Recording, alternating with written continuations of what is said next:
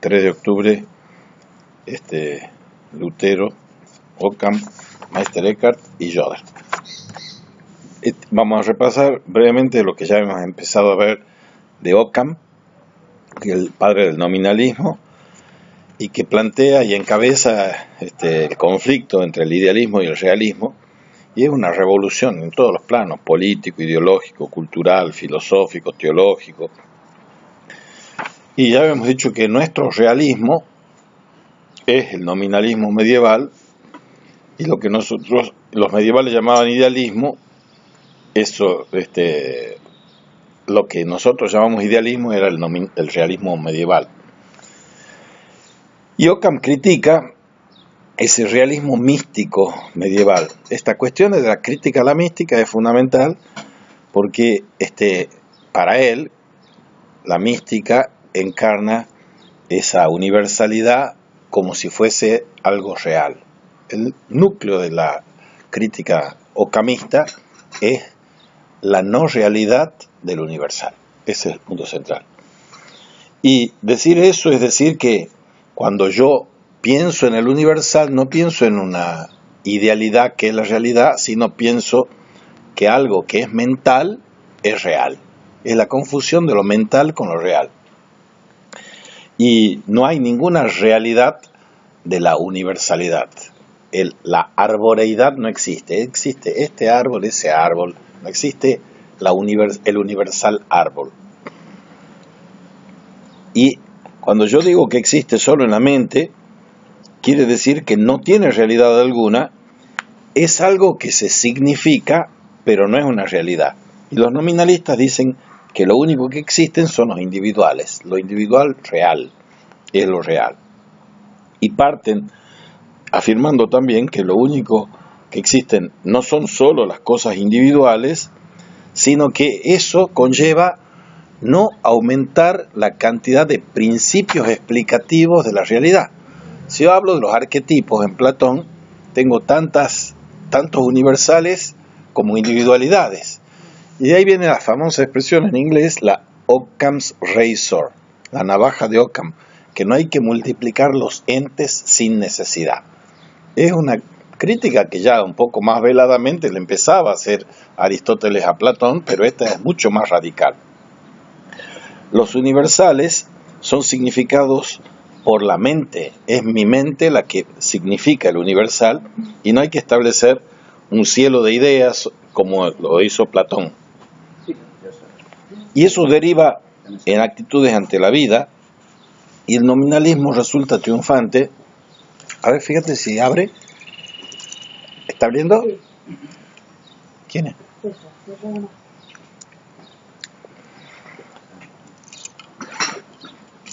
El nominalismo triunfa culturalmente y triunfa como actitud ante la vida. Hola, Ángel. Digo Ángel. César. Es que ya empezó Ana María diciéndole César a Ángel. Entonces yo le digo Ángel a César. Bueno, te digo Lalo. Por supuesto. No lo insulté, pobrecito. ¿Cómo están? El nominalismo resulta triunfante y marca el fin concreto de la Edad Media.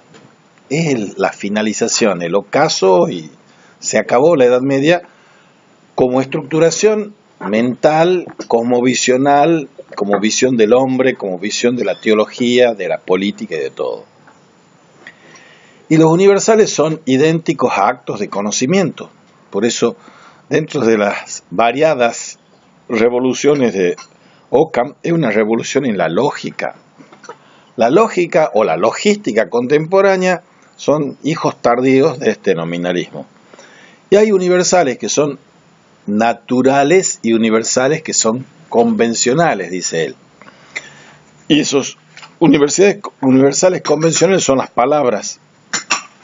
Las palabras se pueden cambiar y existen por una convención, que a un árbol, cosa individual, se diga árbol y no tree o baum o lo que fuese, es una convención en lo que tiene el significante en las distintas lenguas, es de convencionalidad y de arbitrariedad. Ahora, solo las cosas que son individuales existen, poseen realidad. Y prolongando y radicalizando esto, llegamos al concepto de Dios, que es el individualísimo o el singularísimo, el ens singularísimo. Ya antes, Duns Scotus había empezado a abrir el camino hacia esto, y él decía que lo que existe es la aekeitas, la estidad concreta. Y se trata, por lo tanto, de una filosofía pluralista y en la cual hay muchos individuos. Y de ahí viene el otro tema que vamos a ver con Joder fundamentalmente y con Bonhoeffer después, si Dios quiere, que es el tema de la comunidad. El tema de la comunidad es la comunidad de individuos, conformada por individuos. No hay comunidad monadológica o monista o monacal. Monas es uno. El tema de la comunidad es aquí una cuestión de participación de estos individuos. Y esto va a tener obviamente también una deriva extraordinariamente significativa a la impregnación de las culturas, estas individualistas, que se expresan en el liberalismo económico, político, en el contractualismo, y por eso los países y culturas de más fuerte impronta nominalista son o han sido los anglosajones, Inglaterra, Estados Unidos, etc. Y de ahí salen las filosofías pluralistas, que son las del nominalismo. Cualquier metafísica racional, otra consecuencia que viene o se desprende de esto, es imposible, porque la metafísica ha vivido y tiene que morir con esta afirmación de la existencia de los universales que ya Platón inaugura. Y esto también tiene una afectación en la concepción teológica. Por eso, para los nominalistas, están afirmando también fuertemente dos dogmas principales de la Iglesia cristiana son la Trinidad y la Encarnación. Y los nominalistas son trinitaristas, la afirmación de la comunidad de individuos, por más que sea un solo Dios, pero es un Dios unitrino. Y esa doctrina de la Trinidad tiene un basamento en la realidad mística que los nominalistas critican y un basamento en esta concepción de ellos mismos. Y lo que sí afecta seriamente, gravemente e incide en Lutero, va a incidir como discípulo del ocamismo, es que la obediencia a la autoridad de la Iglesia es la obediencia y la sumisión absoluta y ciega, se podría añadir, a Cristo. Y de ahí pasamos al misticismo alemán. El misticismo alemán, venimos de esta crítica al misticismo por parte del nominalismo y llegamos a Meister Eckhart, Suso, Taulero, etcétera, que van a significar la consumación o la elevación al máximo nivel de lo que era la Edad Media, esta culminación de la Edad Media, en la que viniendo de la teología especulativa y escolástica y tomista, viniendo desde allí, van a ser, en una anticipación de la devotio moderna, una afirmación de esa vinculación emotiva, emocional, cordial, con Dios, sin las mediaciones de las especulaciones. O sea, teología de las mediaciones, dice Tillich, aquí es de la inmediatez afectiva, de la devoción personal. Y esa mística incide también fuertemente, por un lado, en el tema de la traducción de la Biblia al alemán, de la espiritualidad expresada en la lengua vernácula, en este caso el alemán, de predicar las homilías a la gente sencilla que no hablaban latín en alemán. Bueno, y por otro lado, en la configuración de la espiritualidad y la devoción personal, de que el vínculo con Dios tiene que ser un vínculo personal. Dios es el ser, y el ser es Dios para la mística esta. Pero esta mística es una mística que también tiene una tensión dialéctica, porque el ser no es lo que agota lo que Dios es, porque en la dimensión mística Dios es la nada también. Entonces hay una tensión dialéctica entre el ser y la nada en la concepción mística alemana. Y en los términos de esta Dios es la nada, que Dios tiene que nacer en la chispita del alma, scintilla anime, dice Eckhart, y esa chispita del alma significa que Jesús, el Cristo, nace en el alma de cada quien. No nace en el alma de un pueblo, sino en el alma de cada persona. Dios tiene que nacer, el nacimiento del niño Dios, en el alma de cada uno. Y eso está acompañado por una concepción fuertemente, una impronta fuerte de la teología negativa. Y el tema de la soledad, el tema del silencio, el tema de la meditación, todos son cuestiones de la mística renana, mística alemana, que también van a tener una impronta fuerte como condicionamiento para la emergencia de Lutero, aunque Lutero lo va a hacer sin esta significancia del misticismo. Y esa concepción de la teología negativa, del desierto silencioso y de la Trinidad, de nuevo, se basa aquí en el hecho de que Dios sale y regresa a sí mismo. Esta sale y regresa es un esquema que viene desde el neoplatonismo, exitus reditus, que también llega a influir fuertemente en Tomás de Aquino, pero frente a Aristóteles, si uno tuviese que decir Plotino y Aristóteles es mucho más la sustancia del pensamiento de la teología positiva en Tomás que la teología negativa, aunque empieza la Suma Teológica diciendo de Dios no podemos decir lo que es sino lo que no es, y el exitus reditus impregna el esquema total de la Suma Teológica, que la primera parte es Dios Padre y la salida de Dios Padre es hacia la parte de las criaturas y a Dios como Cristo, tercera parte, que es el reditus. Todo lo que veíamos de San Francisco de Asís, por ejemplo, maravillosamente como padre de la ecología, es que Dios nos encomienda a los hombres desde la creación que nos hagamos cargo de hacer retornar reditus a Dios mismo toda la creación, sea la piedra, la cucaracha, los renacuajos, etc. Todo nos está encomendado a nosotros para hacerlo volver a Dios. Bueno, se puede seguir, pero terminamos con estas precuelas de Lutero y vamos de lleno a esto que es la antropología política y la ética política con el espíritu luterano, a ese señor que nos va a exponer Ángel, que es Joder. ¿Querés que hagamos una pausa o querés lanzar nomás? No, está bien. Entonces le hago una preguntita. Sí. La monografía se la puede hacer, ¿vamos a ver los místicos alemanes? Sí, por supuesto que... Pero no lo vamos a ver más adelante, decís vos. No, aquí lo estamos viendo, vamos a ver discípulos de esto. Ahora lo siguiente es Teresa de Ávila y San Juan de la Cruz, sí, que son ríos que son tributarios o que proceden del río de Eckhart. Sí, eso vamos a ver, San Juan de la Cruz y eso puede ser. Y ustedes van a elegir, bueno, vos sos el único héroe que necesita la promoción con esto, así que vas a tener que elegir 2 o 3 de los autores que hemos visto en el año. Sí. Los que vos quieras. ¿Querés hacer una pausa o querés lanzar nomás? ¿Quiere otro café? No, ya tomé 2. Che, ¿y vos tenés para filmarte ahí? No, Bueno, no sé. Bueno, No a ver, ¿Me siento allá? venite vos aquí y yo me siento aquí. ¿Vos querés filmar también? Sí, porque ya que me vengo filmando a mí que soy fiero, te filmo a vos que sos un gringo lindo. No, soy de lindo. Gringo lindo, sí, porque ¿Era lindo alguna vez? era rubio, pelirrojo, ¿qué sos vos? Rubio nomás. Rubio nomás. ¿Ahí te ves? ¿Te ves lindo? Colorado. Ahí yo te he dicho que Colorado.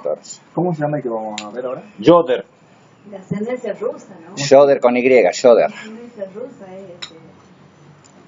es... Alemán ruso. Alemán. Bueno, nadie es perfecto. No sé. Pero no soy de los de Hitler, por lo menos. Y no, ya estábamos afuera todavía. No tenemos culpa nosotros. John Howard Joder. Jesús y la realidad política. Acá está el librito, pásenlo a ver. Quieren conocerlo. Joder, que dice el gallego. Este muchacho nació en 1927 en Ohio y fallece un día después de su cumpleaños, No me diga. En 1997, de un infarto cardíaco. Les quiero contar un poquito la aproximación mía, digamos, bien personal, digamos. Yo lo tuve, lo llegué, digamos, me lo introdujeron a este autor en una clase de ética en el año, ¿qué año fue? No, 87, en el año 87, o sea, 10 años antes que muera él. Y me lo introdujo este profesor de ética, y la posición que él nos dijo respecto a este hombre, a John Yoder, es que él significaba para la ética, por lo menos protestante, significaba un hito en la historia, es decir, una ética antes de Yoder y una ética después de Yoder. Ya les voy a decir por qué, digamos, en lo que voy a explicar del primer capítulo ahí muestra la diferencia que él hace con los otros pensadores. Ya eso fue una atracción para mí, ¿no? Pero fue interesante porque en ese año yo estaba haciendo la licenciatura en teología y una de las materias que tuvimos, aparte de ética, fue una introducción a la relación entre el Antiguo y el Nuevo Testamento. Se llamaba el uso del Antiguo Testamento en el Nuevo Testamento. Y uno viene de una escuela dentro del protestantismo, de los evangélicos, en que nos llamamos neotestamentarios, es decir, el Antiguo Testamento queda un poquito de fondo. Y para entrar a la licenciatura me hicieron leer la historia de Israel, de John Bright, que es un inglés que la verdad que tiene una presentación maravillosa, me gustó mucho como lo introdujo, y me impactó entender un poco el Antiguo Testamento desde la historia. Es decir, el hombre va poniendo los textos bíblicos en relación, está con poca batería ¿no?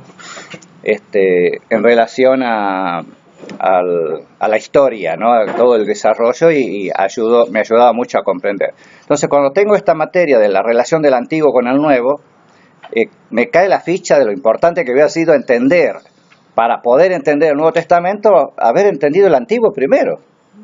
Porque en esta cuestión de ser antisemitas en general, el cristianismo se ha hecho muy antisemita a través de la historia. Los tachamos a los judíos y el cristianismo no tiene nada que ver con el judaísmo. Eso es lo que pasó en la práctica. Nos hemos olvidado que el cristianismo viene de raíz judía, ¿no? A mí me impactó mucho eso. Eso fue en el año 87, como les decía. Luego, esta otra materia ética que también me introduce a este señor, ¿no? Y cuando empiezo a leer este librito, a mí me impactaron, aparte de las propias ideas que él va desarrollando, que ya las vamos a contar, me impactó la hermenéutica de él, cómo él lee, ya sea autores o la misma Biblia, ¿no? Pero tiene una captación que a mí me pareció muy interesante, porque siempre está aclarando, permanentemente en sus escritos va aclarando, en realidad no está diciendo esto, está diciendo esto otro, ¿no? Y cuando uno se pone a leer, encuentra que es así, que hay una mala comprensión generalmente a través de la historia de pensadores, de la misma Biblia y todo ese tipo de cosas. Y esas son las cosas que me impactaron mucho. Y le contaba a Lalo cuando llegué, yo había leído este libro la última vez el año pasado cuando di ética, pero ahora vuelvo a leerlo y me produce algo adentro en la lectura, esas cosas de él, ¿no? Esas frases así muy taxativas, ¿no? Que me hacen pensar precisamente, me hacen recordar eso siempre y me entusiasman mucho, ¿no? Les leo unas cositas bueno, un poco de la historia de él primero, y después les quería leer algo que encontré recién hoy, encontré otro libro, un poquito del trasfondo de él, ¿no es cierto? Él es menonita, y los menonitas, yo les decía en una clase que justo se dio el comentario, nacen en el siglo XVI también. El fundador del menonismo se llama Menno Simons, y él nació en 1496, o sea, muy poco después de Lutero. Lutero nace en 1483, así que es contemporáneo con Lutero, pero vivió unos años más que Lutero. Lutero muere en el 46 y este hombre muere en el 1561. Pero este hombre es holandés. Entonces, los primeros, los que se llaman mileniaristas o anabaptistas, se van a llamar después, o sea, rebautizadores, porque van a pedir que los que se salen de la Iglesia Católica se rebauticen de nuevo, porque ese bautismo infantil no es válido, qué sé yo, se van a llamar anabaptistas. Y los primeros son muy violentos, tienen un mileniarismo en el que sienten que ya tienen que poner la Nueva Jerusalén, y hay que atacar a los dueños de los campos, y de ahí se arma la famosa guerra de los campesinos en la que también interviene Lutero.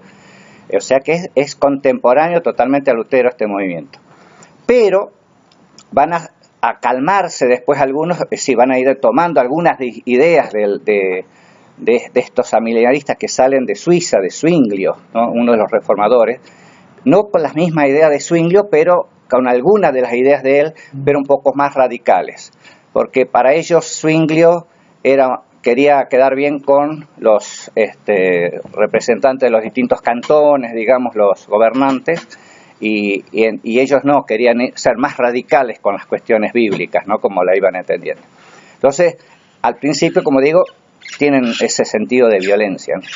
Pero pasando un poquito, no mucho, porque menos Simons en 1524 es nombrado sacerdote, y tenía muchas dudas él ya en lo que iba leyendo sobre la transustanciación y el bautismo infantil. Era una de las cosas que tenía en mente, pero obviamente no aceptaba ese anabaptismo violento, eso le molestaba muchísimo.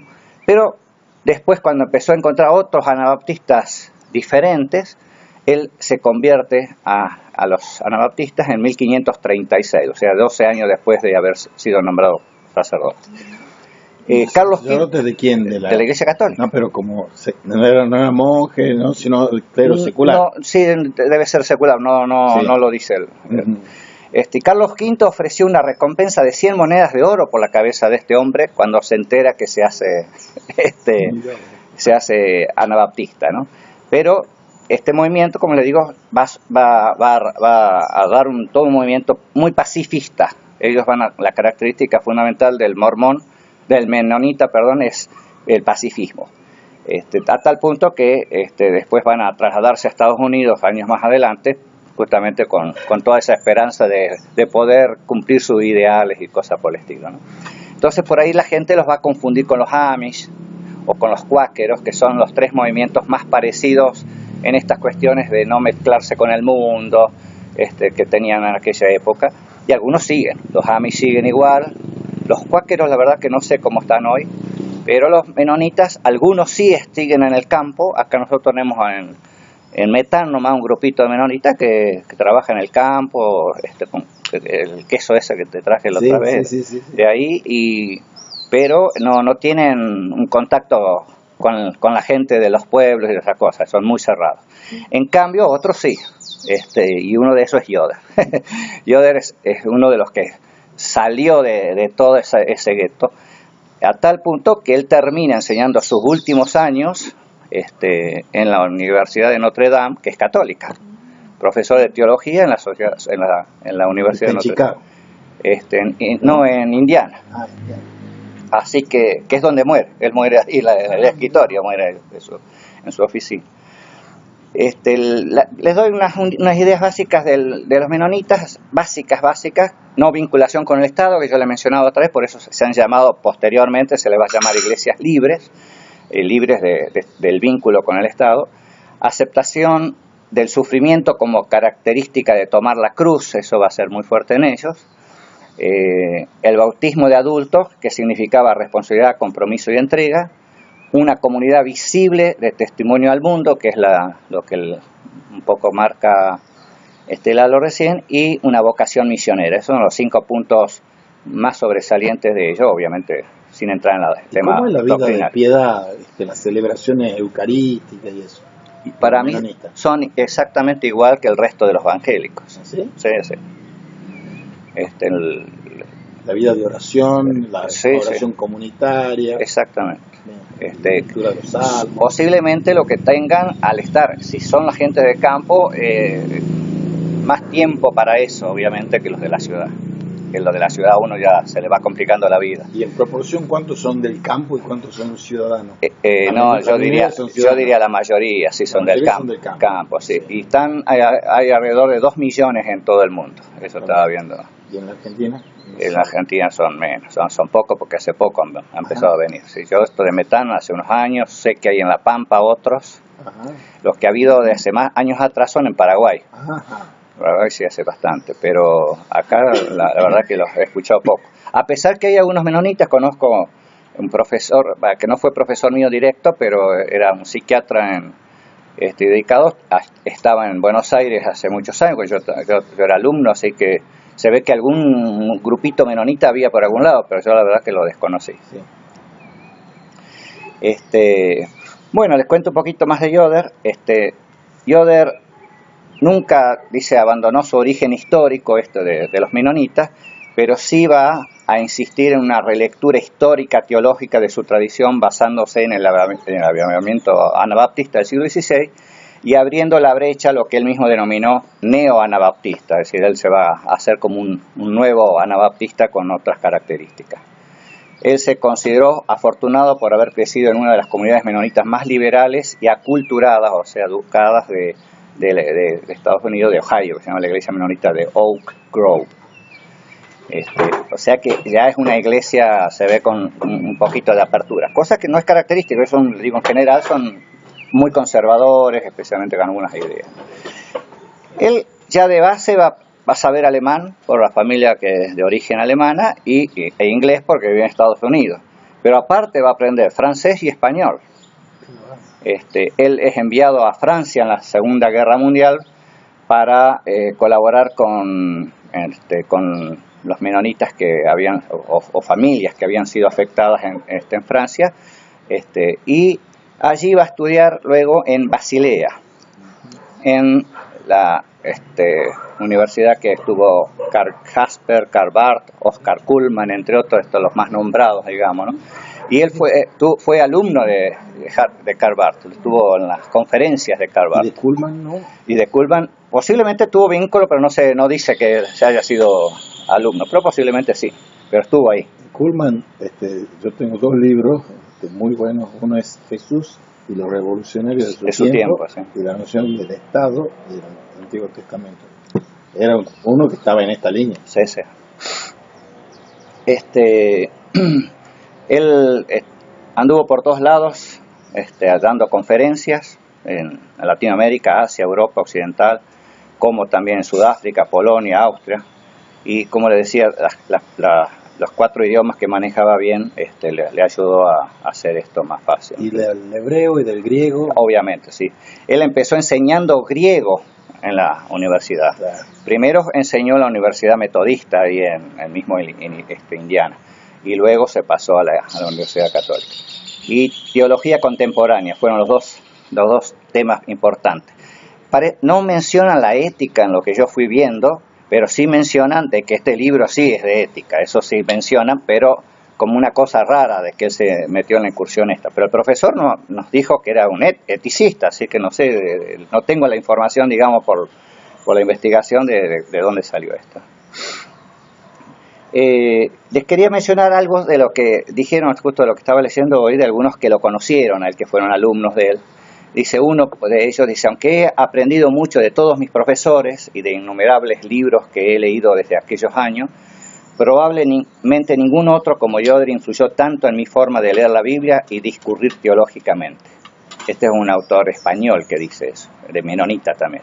Por una parte fue uno de los que me enseñaron a leer con atención el texto bíblico como por primera vez. Por otra parte me enseñó que detrás de cada afirmación doctrinal hay un contexto histórico que la suscita.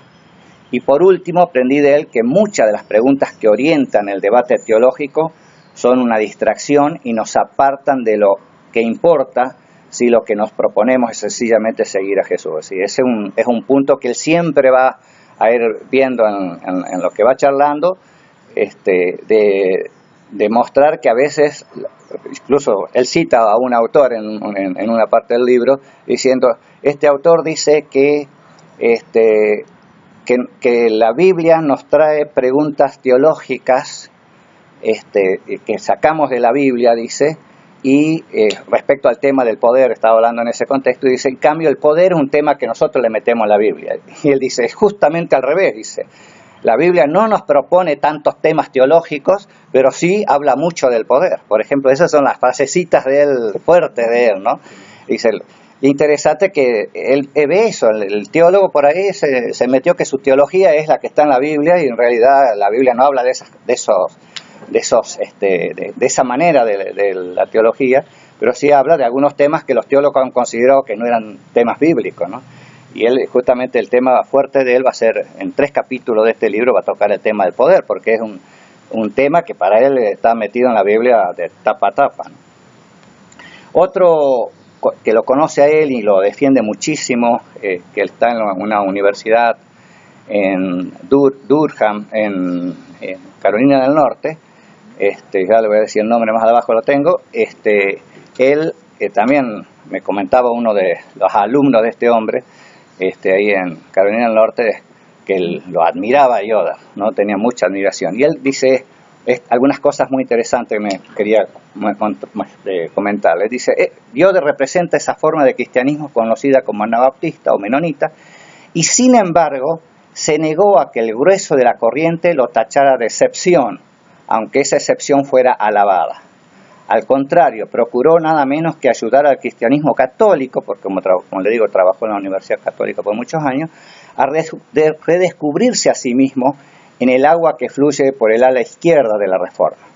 Asimismo, es decir, como diciendo, mucho de lo que los católicos rechazaron en aquel momento por las disputas que había elementos que eran católicos, como hemos dicho, hay discusiones que van a seguir dentro del catolicismo, que tenían que ver con la justificación, que tenían que ver con la predestinación y cosas por el estilo. Así que él dice, ayuda en ese sentido a reencontrar esos elementos que el catolicismo tenía y que no los tiene que desechar. Ese es el día de hoy, ¿no? ¿Qué se llama el ala izquierda del protestantismo? Le llaman a lo radical, por ser radicales, así de ir a las raíces. Asimismo, Yoder procuró ayudar a los anabaptistas, a su grupo, digamos, a descubrir que su condición de únicos, entre comillas, no podía adquirirse al precio de la unidad de la Iglesia.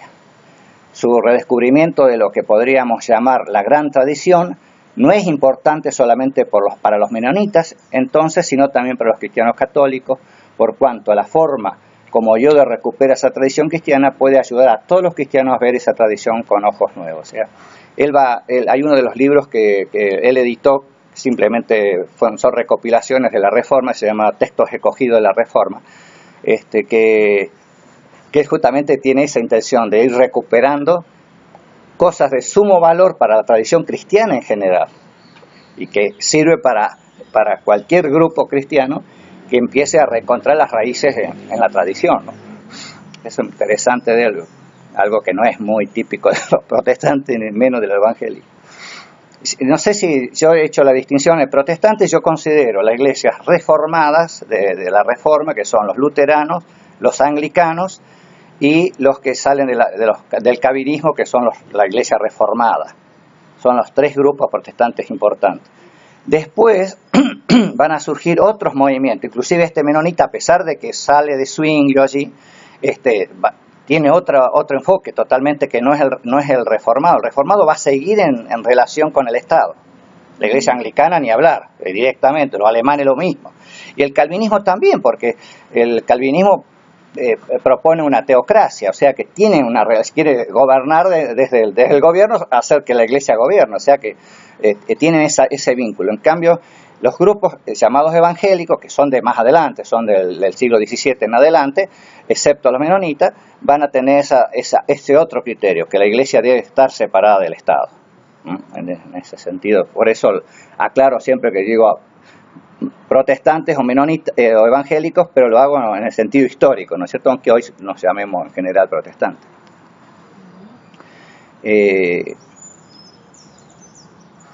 Yoder nunca se sentía cómodo, dice este hombre, cuando le pedían hablar sin un sentido claro de cuál era el cometido que se le pedía. Dice, no le gustaba ir a una charla si no le decían con claridad qué es lo que querían que él hable específicamente. Dice.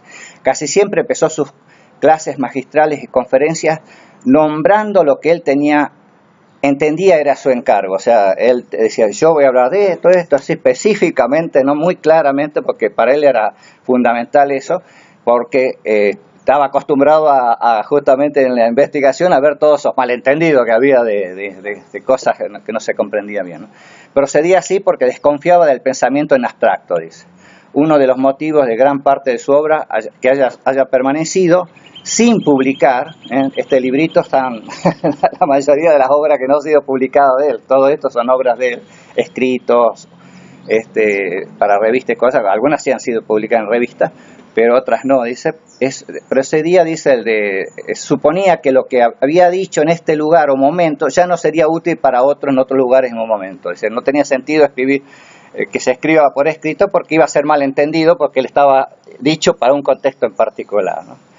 Mucho de lo que él había escrito y hablado los primeros años fue para los menonitas específicamente, justamente yo le comentaba a Lalo que este profesor que me introdujo a Yoder, yo lo vi varias veces en Estados Unidos y un día le pregunté qué decían los menonitas sobre Yoder, y se lo pregunté, dice un menonita, me dice él, ¿no? Y me dijo, él nos arrastró del siglo XVI al XX, para que tenga la idea la fuerza que tuvo Yoder en el grupo menonita, ¿no? Obviamente para los que lo escucharon. Perdón, ahí sería como modernizar en el sentido de... Sí, obviamente. Y esto que dije antes, esta cuestión de tener en cuenta la tradición, que el protestantismo como ley puso la tradición no sirve, no vale. Y él no, la tradición vale, toda tradición vale.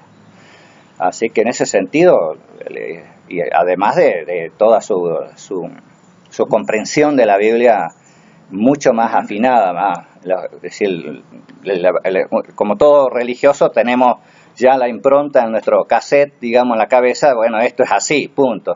Pero él no, él cuestiona todo, todo cosa que pase, que se nos ha enseñado, lo está permanentemente cuestionando. ¿Sí? Sí, ¿tiene referencia él a los teólogos liberales o a los Paul Tillich de ese tipo? No he visto en este libro no tanto, pero sí de otros. En otros sí. De otros sí, pero de Tillich no. Pero seguro que lo conocía, lo trataba y la valoración. Sí. Fíjate, prestame el librito que se lo muestra. Que eso también lo tenés en aquel otro.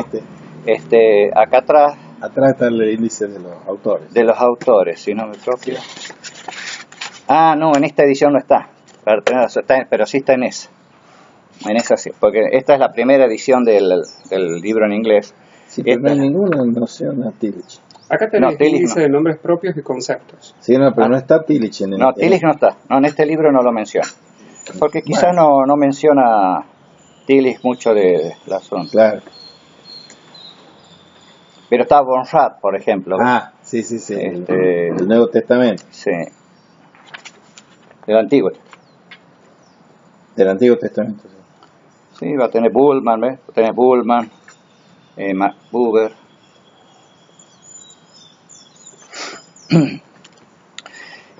Otra cosita que dice este hombre, que esto fue lo último que leí y lo puse al principio porque me parecía interesante. Dice, desde luego, todo lo que escribió Yoder, como bien cabría esperar de alguien formado por Barth, dice, viene determinado por su enfoque cristológico. Es mucho más importante la forma como Yoder se negó a diferenciar entre la cristología y el discipulado. Es decir, a pesar que tiene la formación de Barth sobre el tema cristología, dice, pero Yoder, para él, cristología y discipulado, o sea, cómo vivir esa cristología es fundamental. Es la práctica de eso, ¿no? Él no lo puede diferenciar. Se negó a diferenciar eso. La salvación, pensaba Yoder, había que enseñarla en términos de que enfatizaran la naturaleza histórica de la obediencia de Cristo, aquel que lo había enviado, y de lo contrario solamente serviría la función de un fiat arbitrario, en absoluto el reflejo de aquel Dios que hubo tratado pacientemente con Israel durante miles de años. ¿Ves? De lo contrario solamente serviría la función de un fiat arbitrario si no se lo vive en obediencia, ¿no es cierto? En absoluto el reflejo de aquel Dios que hubo tratado pacientemente con Israel durante miles de años, ¿sí? Observa que el rabino radical Jesús, Yoder, fue una figura mucho más política que lo que estaba dispuesta a reconocer la opinión ebionita, dice acá él, ¿no? Hablando del ebionismo, que el ebionismo consideraba que Jesús era más humano, ¿no es cierto?, que divino. No podían ver la relación con lo divino, cosa que al revés van a ser los gnósticos, o los otros grupos en la línea gnóstica, que van a ser un Jesús divino, pero no humano, porque no se puede relacionar lo humano con lo divino. O sea, son los dos extremos. Pero siendo que Jesús es humano para el ebionita, de todos modos no le dan autoridad. Al no poder relacionarse con lo divino, entonces él no es un ejemplo para nosotros, para el extremo ebionita, ¿no? Entonces dice, Yoder pensó que algunos iban a interpretar su propio posicionamiento en términos del ebionismo y por consiguiente consideró que era importante explicar que esa posición podía errar y acertar a la vez. Los ebionitas erraban, en la opinión de Yoder, a no poner en valor que para la Iglesia Apostólica la humanidad política de Jesús era normativa. Ahí viene ya la tesis de él, ¿no? Para él tiene que ser normativa la posición de Jesús como ser humano y Dios a la vez, pero los ebionitas no le van a dar ese lugar. Yoder observa a continuación que si fuéramos a seguir el curso del desarrollo de la doctrina cristiana, él podría demostrar cómo ese desarrollo nace lógicamente de la política de Jesús. Obviamente la palabra política ya nos está diciendo algo sobre el origen. La palabra acá no la han puesto, no la han puesto de forma directa. Han puesto Jesús y la realidad política, porque la palabra política dentro del mundo evangélico es mala palabra. Es decir, se ha hecho apolítico, cosa que no existe, porque todos tenemos una posición política, pero la intencionalidad esa de no meterse en política. Y Yoder le va a dar la vuelta y dice, las políticas de Jesús, es el autor, el título del libro, las políticas de Jesús. O sea, ya eso es una revolución y no es un título solamente para llamar la atención. El tipo habla de eso. Incluso hay otro libro que él escribe más corto, que se llama El cuerpo político, hablando de la Iglesia como cuerpo político. Y ahí va a hablar de los dos sacramentos que tiene el protestantismo, más otros 3 aspectos que tienen que ver con esta cuestión del cuerpo político. Perdón, y cuando vos mencionabas, o sea, él estaría en la línea de digamos, de los que sí promueven el vínculo entre el protestantismo y el Estado, o sea, que el Estado, ¿o no? No, político en el sentido de que Jesús le interesa la política, le interesa la cuestión de la sociedad. Pero no está en la otra línea, en el grupo de los que quiere desvincular. Sí, la relación, sí, eso sí, pero no que el cristiano no tiene que estar en política, porque a Jesús sí le interesaba la política. Bien. No política en el sentido partidario, pero sí de el interés de la cosa pública, digamos. Eso lo va a decir, ya lo vamos a ver la tesis de él, porque él va en contra de todo un grupo de gente del liberalismo protestante que va a decir Jesús no es la norma, no puede ser norma de la ética social, porque a él no le interesó eso. Esa es la postura, queriendo o sin querer, porque a veces sin querer lo hacen, no son directos, algunos son directos. Justo le estaba diciendo, en contra de esa posición de claro, él está en contra, para Jesús es la norma, por eso él dice, no, él va en contra del ebionismo, es decir, un Jesús humano que no tiene ninguna injerencia y nada para poner dentro de la sociedad. ¿Ibas a decir? ¿De dónde viene el ebionismo? Ibas a decir antes justamente eso. No sé qué, qué habré. Te pregunta María. A ver, el profesor de filosofía va a saber más que yo. No, dentro de las herejías y las tendencias heréticas, en los primeros 3 siglos del cristianismo, son herejías de tipo cristológico. Entonces, la herejía cristológica dice, Jesús es solo divino, es una herejía. Jesús es solo humano. El ebionismo es una de las derivas de esas herejías que están en la antigüedad y que tienen un sesgo contemporáneo. y el lesbianismo va a ser, es decir, atendamos, aunque es mucho más matizado, atendamos al lado más humano que tiene y no al más divino. Y la concepción en los concilios de Nicea, concilio de Calcedonia, es para definir dogmáticamente que Jesús es verdadero hombre y verdadero Dios. El lesbianismo es una especie de licuación, disolución o lavado del contenido de quién es Jesús, el Cristo. Porque la gente estaba medio incómoda para decir, no es verdadero Dios, entonces lo veamos como un super hombre, líder político, líder de todo tipo. Y los otros decían, no tiene nada que ver, lo que dice solo Dios, lo humano es una cuestión despreciable, que la tenemos que dejar como anecdótica. Las definiciones dogmáticas conciliares son decir, acabemos con esas licuaciones de los sentidos de quién es Cristo. Definir quién es Cristo no es algo que aparece de una lectura mecánica de la Biblia y del Evangelio, sino que son discusiones teológicas que llevaban grupos que peleaban a muerte también. No, y para sumarle a lo que dice el profesor, al menos acá en esta entrada, una palabra griega, evionaioi, y que proviene de otra hebrea, evión, significa el pobre o los pobres. En realidad la palabra pobre es en anabim, y hay una deriva que viene para el lesbianismo. Entonces, esa caracterización de los pobres, que Cristo es el pobre, Cristo es el sacramento del pobre, y eso es una definición también dogmática, por decirlo así, que se enfrenta a lo que dicen es solo un pobre, pero un pobre humano. Entonces, el fundamentalismo de estas interpretaciones que son unilaterales llevan a cuando acusan, estos son tipos que conocen mucho del Antiguo Testamento y del Nuevo Testamento. La definición de los anabim son los pobres en el Antiguo Testamento. Claro. Y eso caracteriza al Nuevo Testamento. No es que Jesucristo está inventando la iglesia pobre para los pobres, como dice Francisco, sino que eso está radicado en la tradición hebrea, semítica, judía. Lo que dicen los muchachos como Cousins, los eseños, los papiros del Mar Muerto, son la escuela a la que va Jesús.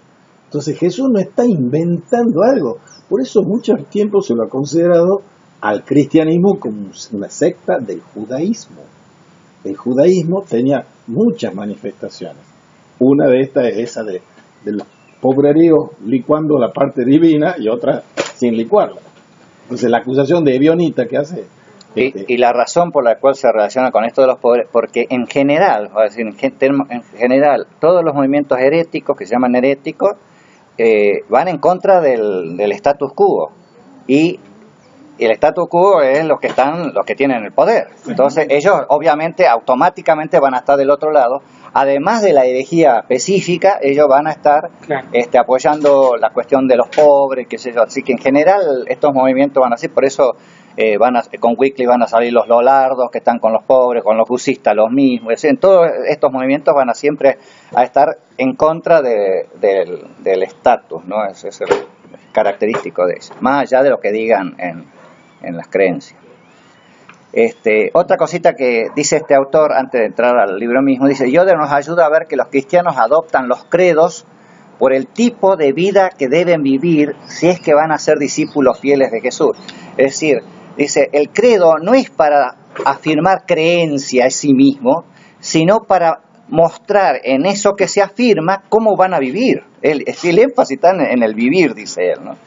Las cristologías más primitivas desarrolladas en el Nuevo Testamento fueron expresiones exigidas cuando los seguidores de Jesús afrontaron el reto de hacer que su forma de vida, una forma de vida adoptada para seguir la enseñanza de Jesús, resultara inteligible en contextos donde no podían imaginarse cómo es que Dios podía encontrarse en este hombre de Galilea. O sea, para poder explicar este estilo de vida que llevaba el cristiano, había que hacer los credos. Ese es al revés, no ponerlo como una creencia abstracta, sino al revés, ¿no? Cosa que después no va a pasar tanto en las discusiones de los concilios. Ahí ya se va a la cuestión más abstracta, ¿no? Pero los primeros credos, que es el credo apostólico, etcétera, tienen este sentido, ¿no? Bueno, me voy yo.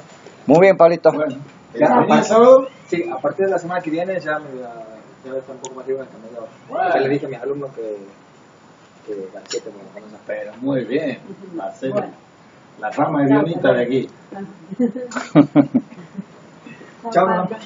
Adiós. Chao. Y termino con esta última frase de este hombre, se llama Stanley Hauerwas, que es de la Universidad, como le digo, de Durham, en Carolina del Norte.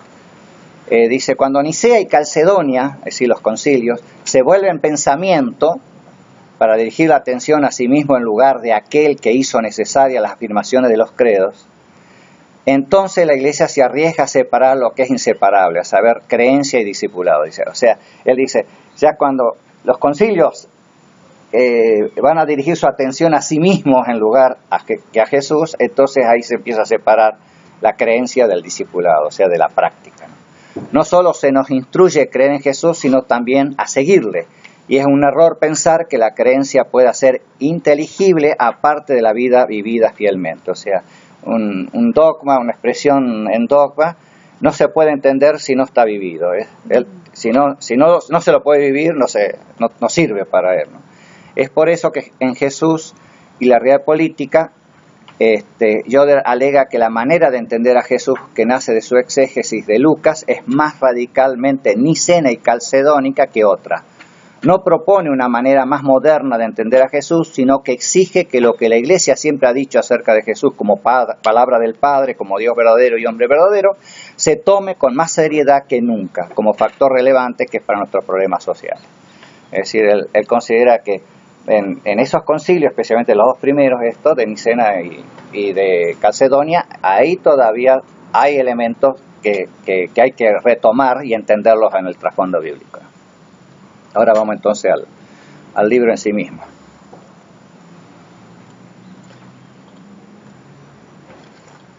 En este primer capítulo, Yoder va a reaccionar ante el plateo ético que él llama de la corriente principal, o el vigente, que en términos genéricos va a plantear que Jesús no es pertinente en ningún sentido inmediato a las cuestiones éticas sociales. Esa es la corriente principal que él llama. ¿Por qué? Estos son los argumentos que él recoge de algunos autores. Tiene 6 argumentos en lo que dice. La ética de Jesús es una ética para un interín, que Jesús pensó que sería muy breve. Esa de Albert Schweitzer es el principal que lo expresa, pero está Richard Niebuhr, también sigue en esa línea, que es un norteamericano también. Reinhold Niebuhr. No, ese es Richard, el hermano. El hermano. Y Paul Ramsey, que es otro autor, están en esa línea, dice.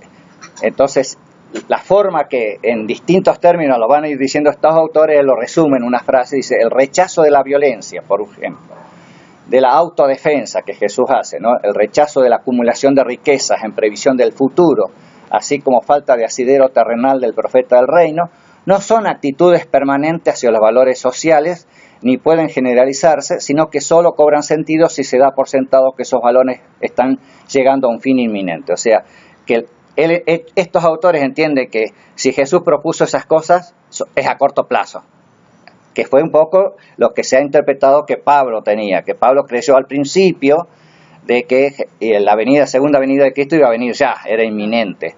Pero después se fue dando cuenta que no era así, entonces sus escritos van a cambiar. Entonces, Primera Tesalonicenses y Segunda, que son uno de los primeros escritos, van a hablar de la segunda venida más que los otros. Los otros directamente ya va a tocar más temas éticos y cosas por el estilo. Pero esa es la idea que tienen algunos autores. La segunda es que Jesús fue una figura simple, rural, nada más. O sea, muy parecido a lo anterior, pero el énfasis está en esto de lo rural. El rústico modelo de relaciones sociales cara a cara es el único del cual se preocupó, dice. Por lo tanto, no hay una ética de Jesús con la intención de hablar sustancialmente de los problemas de organizaciones complejas, de instituciones y de cargos, de camarillas del poder y de las masas. Esto no está tan expresado digamos, con palabras, sí, pero sí en hechos. Entonces él dice, por ejemplo, los franciscanos siguieron esa línea. Es decir, despojarse de todo el mundo y dedicarse, incluso después en otro tema, cuando va a hablar de la imitación de Cristo, es decir, incluso los franciscanos lo van a imitar, a andar en sandalias, sin mucha ropa, etcétera, ¿no es cierto? Y él va a aclarar que la imitación de Cristo no tiene que ver con estas cuestiones de fuera, sino de... Y Tolstoy dice, también tiene un poco este criterio radical así sobre Jesús, ¿no?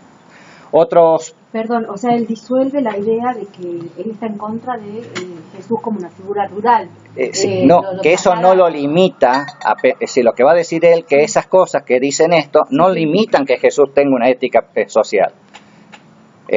Estas cosas que ellos proponen, diciendo no puede ser que Jesús tenga una propuesta radical por esto, Sí. dice no es verdad, Jesús tiene, y él lo va a demostrar después. La tercera es Jesús y sus seguidores primitivos vivían en un mundo sobre el cual no tenían ningún control, dice. Es decir, ellos no tenían esta propuesta de, según estos autores, ¿no?, de que Jesús pueda hacer cosas. Dice, por ejemplo, una frase que dice, Jesús solo se ocupa de las situaciones morales más simples, en el caso de una persona en relación con otra y nada más. No se responsabiliza por decir si los hombres, que por sí mismos no deben resistirse, cuando son solo ellos quienes reciben los golpes, deben actuar de otra manera en cosas más complejas. Es decir, no ven, todo lo que trata Jesús son cositas medias caseras, por decirlo de alguna manera, y las cosas más complejas Jesús no va a tratar, es lo que dicen estos autores. Obviamente él va a demostrar que no. Otra propuesta es que el mensaje de Jesús era ahistórico por definición. ¿Por qué? Dice, lo que él proclamaba no era un cambio social, sino una nueva autocomprensión. No era obediencia, sino redención. Lo que dijo e hizo de carácter social y ético no debe entenderse por sí mismo, sino como el ropaje simbólico o mítico de su mensaje espiritual. O sea, lo espiritualizan a Jesús totalmente. Si los textos del Evangelio no fueron suficientemente claros en este punto, por lo menos llegan a una claridad definitiva con los últimos escritores apostólicos. Pablo especialmente nos libra del peligro de una comprensión social equivocada de Jesús y nos muestra la interioridad de la fe. O sea, van a hablar de un Jesús que es interior, que tiene que ver solamente con una relación espiritual con el Padre, etcétera, pero no tiene nada que ver. Lo sacan totalmente de lo fáctico, del hecho. Sí. Uno de los autores que va a hacer esto es Roger Mell. Dice, la preocupación de Jesús para él estaba exclusivamente centrada en el individuo. Era indiferente ante cuestiones sociales o políticas, estaba lejos de las preocupaciones de los celotes. Por lo tanto, es una innovación saludable para él que la ética cristiana solo en los tiempos modernos y en respuesta al desafío del socialismo se haya ocupado de asuntos de estructura social. En esto le doy una anécdota cortita que a mí me llamó la atención después de leer Yoder, caigo en la cuenta, que a mí me habían enseñado en el seminario ética individual y ética social, por separado. Y la ética individual está basada en los evangelios y la social en Pablo. Ahí caigo que tiene total razón este hombre. Han hecho esa división totalmente y interpretando a Pablo como que corrige a Jesús. Eso es interesante. Y lo gracioso es que Pablo escribe antes que los evangelios, o sea que los evangelios serían que corrigen a Pablo, bueno, pero son cosas.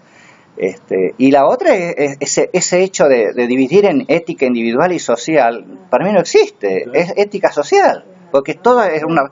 ¿Y qué hacen en la ética? Es esa relación con Dios, que yo me porto bien, me porto mal con Dios y no tiene nada que ver con los otros. Y no es así, obviamente.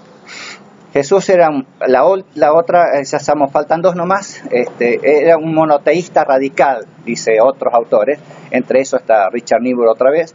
Dice, desvió a los hombres de los valores locales y finitos a los que habían estado prestando a su atención y proclamó la soberanía del único digno de ser adorado. El resultado de esta distancia radical entre Dios y los hombres, entre el mundo de Dios y los valores humanos, es relativizarlos.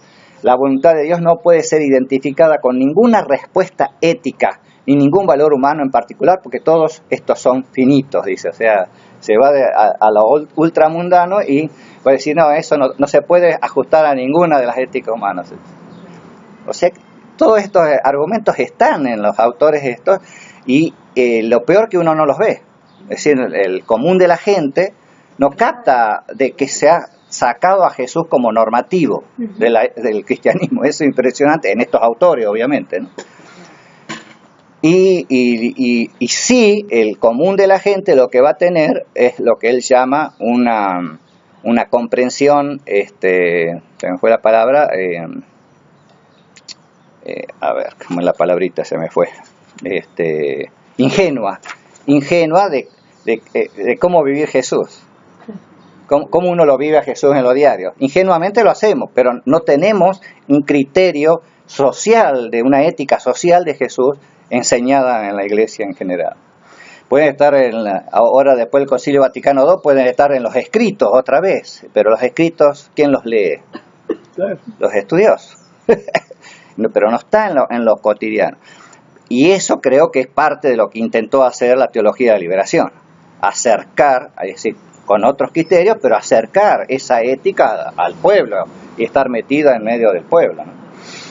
Y el último es Jesús vino después de todo, este es el más de los evangélicos, para dar su vida por los pecados de los hombres, ¿no? O sea, solamente para eso vino Jesús, para salvarlo, que es el énfasis en la predicación evangélica tradicional, la que se llama en el jerga nuestra evangelística, o sea, proselitista, traducido más para el común, es el lenguaje de tratar de llevar a alguien, es decir, mira, Dios te quiere salvar, papá, es el elemento. Entonces, obviamente, es para eso, no importa la ética, no importa cómo vivió Jesús.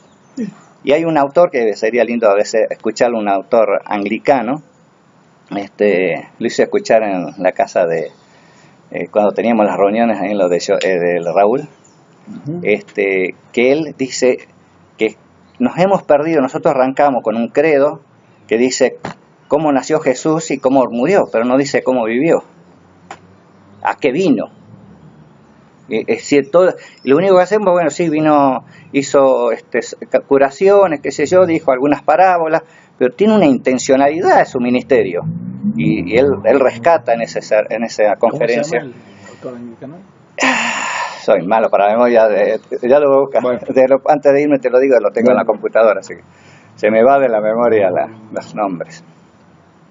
Muy bien, entonces de ahí él va a plantear, una aclaración, dice, de esta lista de argumentos, en cuanto a la irrelevancia, se da sobre todo en la que se conoce como iglesia establecida o iglesia estatal, o sea, las iglesias protestantes son las que más van a usar estas 6 listas, excepto la 4 y 6, dice que aplica también a las fuerzas dominantes llamadas evangelical en inglés, a los evangélicos y a sus fines, el pentecostalismo y el fundamentalismo. Van a dar con esto que yo le decía, la salvación individual y personal. Ya que, como hemos visto, Jesús mismo, sus enseñanzas y su conducta no son normativas. Ahora va a seguir el argumento de él, ¿no? El argumento que sigue haciendo esta gente. No son normativos para la ética. Debe haber alguna clase de puente, dice esta gente, o transición hacia otro orden u otro modo de pensamiento donde comencemos a pensar de ella. No es simplemente un puente desde el primer siglo al presente, sino desde la teología a la ética o de lo existencial a lo institucional. Dice, se va a buscar un puente, ya que Jesús no da una norma, no puede darnos porque era un hombre de campo, un hombre simple, un hombre, etcétera, todos esos argumentos que dan. Entonces dice, la reconstrucción de la ética social buscará en consecuencia guiarse por el sentido común y la naturaleza de las cosas. Entonces el liberalismo va a meter esta cuestión de lo natural, de la teología natural. Y yo de verdad un ejemplo que para mí por lo menos me fascinó, en otro libro, no en él va a decir, cuando se hace la Constitución de Estados Unidos, se va a poner como teología natural que todos los seres somos iguales. Pero él dice, la práctica demostró que no somos iguales, los negros no son iguales a los blancos. Eso es teología natural. Entonces dice, en realidad el Evangelio te presenta una teología de la redención. En Cristo sí podemos ser todos iguales, como dice Gálatas, no hay judío ni gentil. Es decir, tiene que haber una conversión para que nos pongamos, ¿sí? No es natural, es una revelada, por eso va la cuestión de la teología revelada. Que es lo que justamente la teología liberal va a quitar mucho de la teología revelada. Lo va a sacar, no le va a dar importancia. Entonces la reconstrucción de la ética social buscará, eso decía, entonces la naturaleza de las cosas. Mediremos, dice, lo que es apropiado y lo que es adecuado, lo que es pertinente y lo que es efectivo. Seremos realistas y responsables. Son todos los términos que van a usar estos teólogos, ¿no? Es por medio del estudio de las realidades que nos rodean y no escuchando la proclamación de Dios que discerniremos lo que es correcto. Ahora sabemos que Jesús no podía haber estado practicando o enseñando una ética social pertinente, concluye, digamos, este argumento, ¿no? Entonces dice, fíjense interesante esto, dice, los judíos que pensaban que estaban haciendo justamente eso y por eso lo condenaron, debe haber entendido mal lo que Jesús perseguía, dice. Es una evidencia de la dureza de sus corazones. O sea, el hecho de que Jesús fue crucificado o porque era alguien que estaba en contra de Roma, un sedicioso que era peligroso para Roma, que movilice, o estaba haciendo algo también en contra del estatus judío. Pero dice, no, ellos lo entendieron mal a Jesús. No era por... es una evidencia de la dureza de sus corazones que no lo pudieron comprender Jesús, que Él venía para salvar el alma, para ir al cielo, todo ese tipo de cosas, ¿no?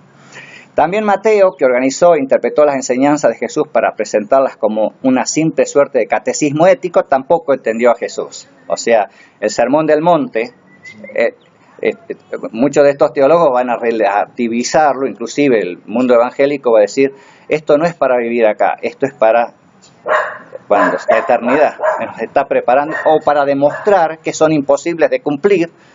Entonces ahí viene el arrepentimiento, cosas así. Afortunadamente, al poco tiempo, continúa la explicación, las cosas fueron puestas en su lugar por el apóstol Pablo. Y acá viene la interpretación que hacen de Pablo ellos. Dice, él corrigió la tendencia del neojudaísmo o el catolicismo primitivo, poniendo énfasis en la prioridad de la gracia, el significado secundario de las obras, de tal manera que los asuntos éticos nunca pudieran tomarse demasiado en serio. Es la mala interpretación de Pablo, así a rajatabla, que hemos ido viendo un poquito ya en lo que hemos ido viendo, los autores que hemos ido viendo, como Erasmo, Tomás de Moro y otros, ¿no? La segunda corrección paulina, dice, fue que el aparente radicalismo social del mismo Jesús, aparente, dice él, no solo la interpretación judaizante, fue aclarado y puesto en su lugar por Pablo.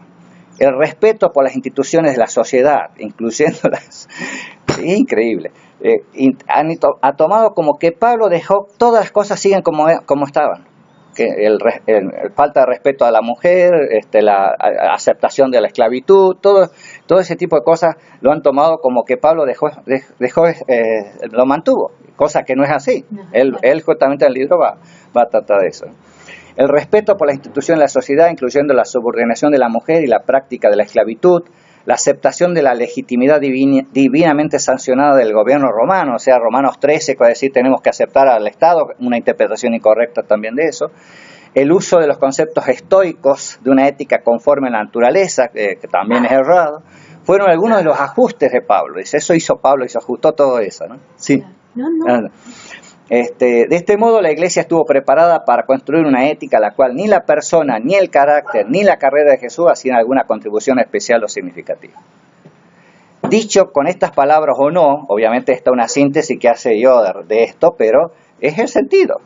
Y hay citas, yo le dije el otro día, estaba viendo un libro de Moltmann acá, y justo citaba de Bultmann, ¿sí? ese principio, o sea, esa idea que Jesús no tenía nada para contribuir a la ética, ¿no?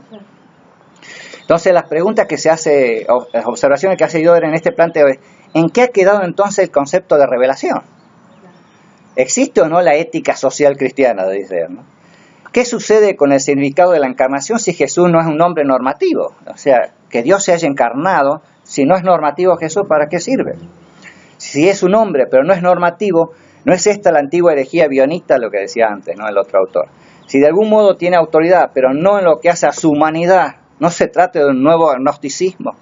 Si esa división que se hizo al principio, estas herejías, fue fundamental. Algo que quería simplemente aclarar nomás, porque eso uno lo va viendo en la historia. Movimientos que han salido de esta discusión han sido los nestorianos después y los monofisistas, que han quedado en el mundo ortodoxo, ¿no? A pesar que también vinieron para Occidente cuando vinieron los bárbaros, muchos de ellos eran monofisistas o nestorianos. pero en general quedó allá. Y, ¿qué iba a decir de esto? Se me fue. De que esas posiciones se las dieron los obispos que discutieron esos temas. Pero obviamente esos obispos tenían un pueblo detrás. Ellos venían al concilio y después se iban a la casa. Pero ese pueblo seguía al obispo, no tanto la doctrina que el obispo decía. Entonces era una cuestión de fidelidad a quien la decía. El pueblo mismo no tenía comprensión, ni menos de esas disquisiciones de las... hay una de las palabras fundamentales en esta que es una letra nomás en griego que cambia. Coma Yohanem. Sí, exactamente. Una sola letra y ¿qué va a entender la mayoría de la diferencia de eso? Cosas por el estilo. Pero la gente eran monofisitas porque el obispo de ahí era así, había tomado esa posición. Más que tenía el respaldo de Constantino detrás. Así que, había una cuestión muy importante. Como Constantino ya estaba en Constantinopla, ya era el Oriente, ¿no? Entonces dice, Yoder quiere recuperar la ética social que se deriva de seguir a Jesús. La enseñanza de Jesús no puede entenderse, dice Yoder, en su plenitud si no se ven sus raíces en el ámbito social de su tiempo y su clara referencia al mismo. Se debe destacar la originalidad, el carácter único tanto de la persona como de la enseñanza de Jesús en materia social y la continuidad entre Jesús y la enseñanza apostólica, especialmente paulina al respecto. La continuidad, no es que Pablo hace un corte. Esta cuestión, nos explicaba el profesor, viene de otra idea que tiene que ver con la cuestión de los documentos del Nuevo Testamento, que la teología liberal va a hacer una diferencia entre los evangelios, inclusive no todo el evangelio así, porque los evangelios son escritos varios años después y por ahí ya van a tener un poco de la influencia que ellos van a considerar a los otros escritos, porque hay muchos escritos que no se sabe quién los escribieron, piensan que son grupos seguidores de algunos de los discípulos, tienen el nombre de Pablo, tienen el nombre de Juan o tienen el nombre de otro, pero en realidad no necesariamente lo escribió él. Entonces esta teología va a separar lo que ellos llaman la vida de Jesús, y lo que está en los evangelios, y la iglesia. Y van a hacer esto que va mencionado Yoder, o sea, van a entender, la iglesia va a decir, no, lo de Jesús no nos sirve, entonces van armando todo otro pensamiento distinto a Jesús. Ese es el trasfondo que tiene que ver con los documentos, o sea, los escritos, especialmente de los apóstoles, es un escrito que ya pertenece a otro momento de la historia de la iglesia y que va a tener la influencia de la filosofía, etcétera, etcétera, y van a darle otro matiz, especialmente del estoicismo, que Yoder otra vez en uno de los capítulos va a decir totalmente errado. El estoicismo es esto y lo que propone Pablo es esto, ¿no? Ya le voy a dar un ejemplito si llegamos hasta ahí. Perdón, ¿Sí? Entonces, con lo último tampoco estaría de acuerdo Yoder. ¿Cuál es con esa discontinuidad. No, la discontinuidad no, él dice la continuidad. Esto lo que acabo de decir es lo de Yoder, ya dice. Sí. Jesús va a decir, Yoder va a decir que Jesús no puede entenderse en su plenitud si no se lo entiende socialmente. Y tampoco se lo va a entender si no hay una continuidad entre la ética de Jesús y la de Pablo. Claro. Pero a ver, él no va a estar en contra de esa discontinuidad entre las fechas de los no, textos. Está en contra, sí. Él está a favor de la continuidad. No, porque me estoy recordando una comparación entre los textos de la Biblia judeocristiana y el Corán, y la unidad de tiempo, acción y autor que tiene el Corán, es como que fue escrito en poquitos años, así ¡pum!, un solo saque. Y acá lo que sí dice Davis, un libro que se llama El Islam, de Cambridge, editado por Cambridge, dice, hay una unidad de tiempo, acción y autor que en los textos del judeocristianismo, ahora haciendo historia comparada de las religiones, que en los textos del judeocristianismo hay más discontinuidad. Entonces es como que ha costado más reconstruir. Claro, si hablas del Antiguo Testamento y Nuevo, sí, vale, que hay más diferencia. Sí, pero pero del mismo Nuevo Testamento. Temporalmente no son tantos años dentro de todo. No llega a 100 años siquiera. Porque estamos hablando desde que empiezan a escribir, que es el año 35, hasta el 100, 100 y algo, que podamos alargar algunos que son más liberales y piensan que un tiempo como bastante acotado. Bastante acotado. No le da crédito a esa continuidad. Exactamente. No, más que nada la cuestión es, más allá de lo histórico, de que se haya extendido en el tiempo, es la interpretación de esos textos que se ha pensado por el uso de algunos términos. Por ejemplo, que haya usado logos Juan, ya no es como los evangelios sinópticos, los tres evangelios primeros. Entonces ya se piensa, ya está usando filosofía. No, le está dando una interpretación distinta a la filosofía. Entonces, claro, todo en la interpretación. Exactamente. Que Pablo haya ido a hablar a Atenas, ¿no es cierto? Y en el contexto filosófico, pero lo hace pensando, lo hace con otros términos. Son discursos totalmente distintos a los de Pedro y otros discípulos que están en Hechos. Pablo va a dar otro discurso, pero es porque se está adecuando al auditorio que tiene, pero el mensaje no cambia. Bien. Es el problema que han querido pretender cambiar el mensaje. Muy bien, entonces él va a seguir proponiendo esto, que Jesús, de acuerdo con el testimonio bíblico, no solo es un modelo de acción política radical, sino que los estudiosos de la Biblia de los últimos tiempos perciben esto, y pese a que los eruditos bíblicos no lo hayan expresado de tal forma que quienes se ocupan de la ética pudieran tomar nota de ello, de todos modos se nota que se va percibiendo. Es decir, este libro es una recopilación. Este es el más viejito que yo tengo, lo tengo de recuerdo, todo manejo. Es una recopilación de lo que piensan los investigadores bíblicos y los teólogos en este tiempo. Entonces, a pesar de que esta tesis va en contra de este grupo, pero hay otro grupo de gente que sí va viendo esta posición política de Jesús. Política, otra vez, insisto, en este interés de lo social, ¿no es cierto? El ministerio y las demandas de Jesús se entienden mejor no como un llamado a evitar opciones políticas, que es lo que proponen los otros, que Jesús se aleja, sino como una particular opción sociopolítica ética. Jesús tiene una propuesta que es lo que va a terminar haciéndola con lo que Pablo Lalo quiere hablarnos del tema de comunidad. Es decir, la iglesia, va a decir, me adelanto un poquito, la iglesia tiene que ser iglesia. La iglesia, otra anécdota de Yoder que lo dice en otro libro, va a decir, hablando de Estados Unidos, ¿no? De los políticos en Estados Unidos, dice, un político está en la iglesia y no hace ningún cambio porque nadie le lleva el apunte. Y quiere hacer los cambios cuando va a la política. ¿Por qué no logra hacer esos cambios en la iglesia? Porque la iglesia no está pensada en esta cuestión de comunidad, de social. No está pensada. Entonces, ahí nadie le va a llevar el apunte. Entonces necesita la ley, ir a hacer una legislación de afuera para que la iglesia haga caso a lo que la ley dice. Pero digo, las cosas que él dice a mí siempre me llaman mucho la atención. Y termino diciendo yo dos frasecitas que leo de la primera edición de este libro. Esta es la segunda. Esta es la segunda. En la primera él dice: por supuesto, sería un punto en contra de nuestra lectura del relato sobre Jesús si alguien apareciera con una sólida demostración de que el verdadero Jesús que han hallado es incompatible con el relato bíblico. Si alguien nos demostrara, dice, sólidamente que el relato bíblico, que él va a narrar en el segundo capítulo, no es verdadero, bueno, dice...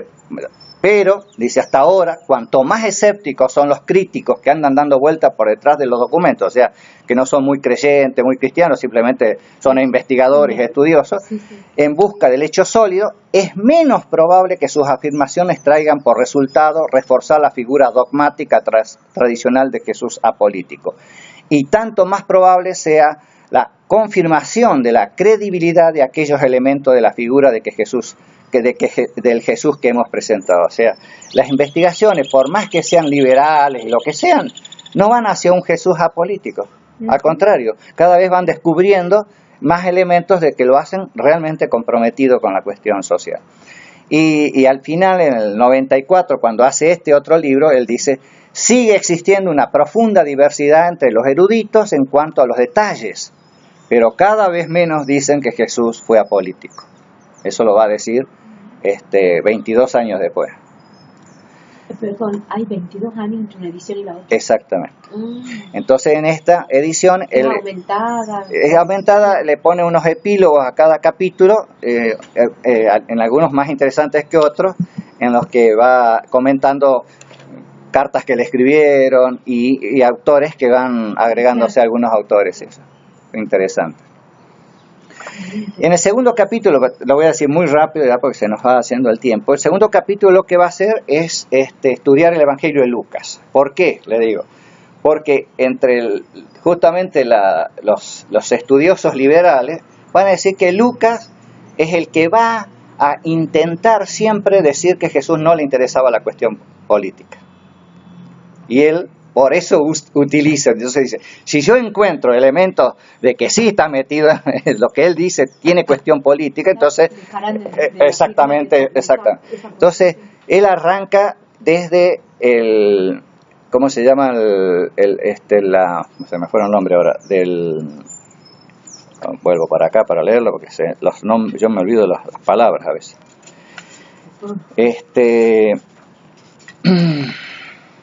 Del Magnificat no me salió, no son palabras que usamos en lo evangélico, pero el Magnificat y el Benedictus son las dos expresiones tanto de la Virgen María como del Papa de Juan el Bautista, que usan terminología política.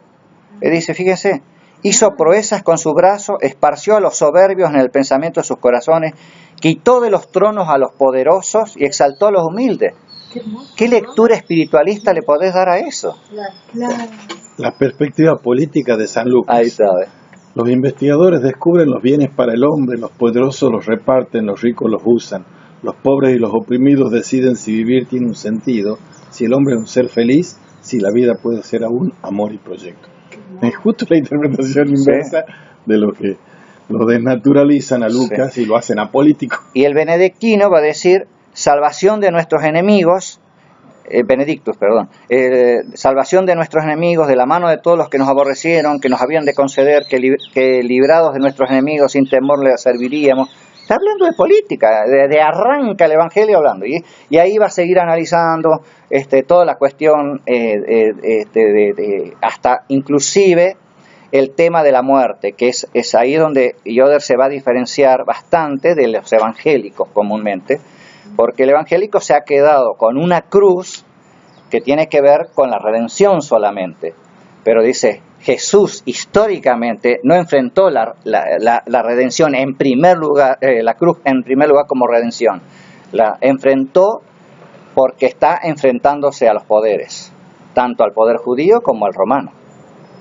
Es decir, él en su pretensión de lo que del reino que quiere, que él dice, el reino ya está aquí con ustedes, en esa pretensión él está confrontando a los poderes. No es una cuestión meramente de redención, y él lo va a decir, por eso Jesús nos dice que nosotros tomemos la cruz, que no tiene que ver con redención, tiene que ver con el sacrificio, con la vida de acá, el enfrentarnos con las situaciones que le ha pasado, especialmente las misiones, cuando se hacen misiones en países donde no es el cristianismo aceptado, ahí tienen que sufrir la persecución y todo por el cristianismo. O sea, la cruz tiene otro significado, y ese es el significado que tuvo en primer lugar, dice, con Jesús. O sea, en el recorrido que él hace de Lucas, y el tema de las espadas, por ejemplo, ¿no? Que Jesús en un momento le dice en Lucas que tomen las espadas, y el otro dice, ¿cómo? Y él dice, basta, ya no me están entendiendo.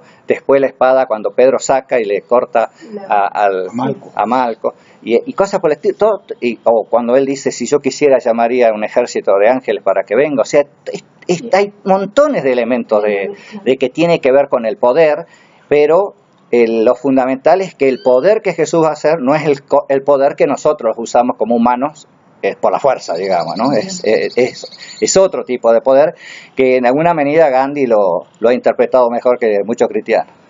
Acá lo ponen en el libro, en la introducción al libro del pacifismo de Yoder, y el tema de la resistencia no violenta. Exactamente. Que Gandhi es siguiendo a Cristo, no los Cristos siguiendo a Gandhi.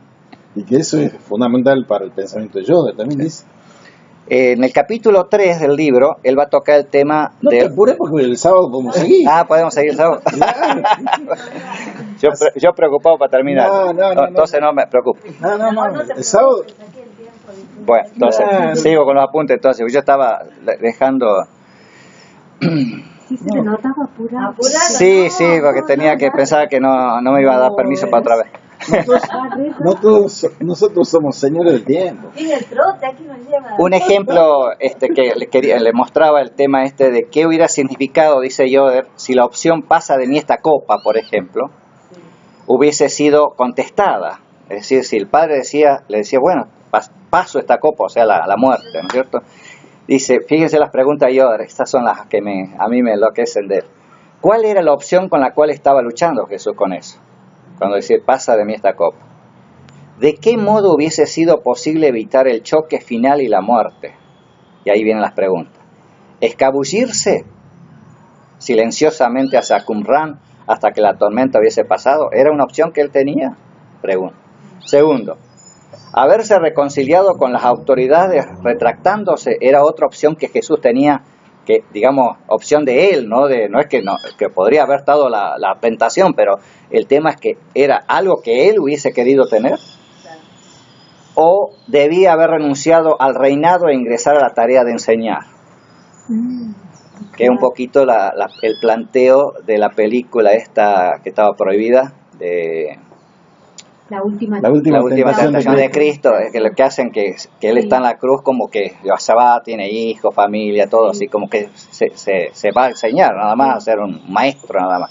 Entonces él dice, la respuesta de él es, la única opción real e imaginable en términos de la seriedad histórica y la única con una ligera base textual es la hipótesis de que Jesús fue llevado en este último momento a pensar una vez más en la violencia mesiánica, que es la tentación que él va a tener a través de todo, es decir, desde las tentaciones con el diablo, con Satanás, que va a decirle, hace esto, hace lo otro, y esas cosas tienen que ver con el poder. Es decir, ganate a todos los pobres multiplicando panes, o hacer un milagro tirándote de la cúspide del techo, o adorame a mí para que yo te dé todos los reinos. Es decir, todas tentaciones de poder. Entonces, la única, dice, es a último momento que la violencia mesiánica con la que había sido tentado desde el comienzo. Según Juan, el Evangelio de Juan, en la respuesta de Jesús a Pedro, ahí en el Getsemanino, aquel utiliza el mismo lenguaje que en su oración. Es decir, Lucas usa cuando está orando, pero a Pedro le contesta cuando ya está por ser arrestado, le dice, la copa que el Padre me ha dado, ¿no la he de beber? Él lo dice en el momento mismo que está siendo apresado. Entonces, ahí es donde se nota que la copa, la tentación es resistir, y que le dice, si yo quisiera, traería a los ángeles para que me salven. Una vez más, y ahora se ve claramente que será por última vez, Jesús siente el llamado que le presenta la cruzada. Una vez más Jesús ve esta opción como una tentación real, pero una vez más la rechaza. Ese es el ejemplo que da en esto del análisis de Lucas, ¿no? Que tiene muchas cosas, ¿no? Pero es uno de los ejemplos que quería poner.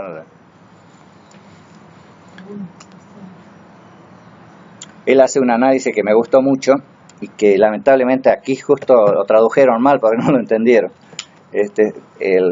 Sobre la cuestión de cuando él está en el templo y tira las mesas y todo eso, hay una pequeña expresión ahí en griego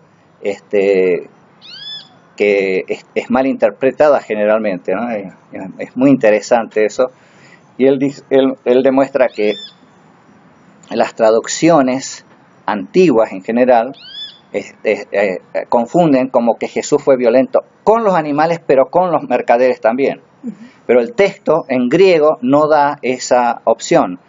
Y dice, un ejemplo, ponerle que era 87 veces está esa expresión con la I en griego, kai, con esa expresión, y solamente los traductores traducen esa en Juan, capítulo 2, cuando en Juan en el capítulo 2 va al templo, solamente ahí la traducen en el sentido de que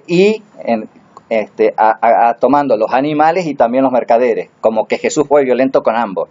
Pero no fue, él hace todo un análisis ahí, dice, en cambio las traducciones más modernas sí descubren eso y ya traducen haciendo la distinción.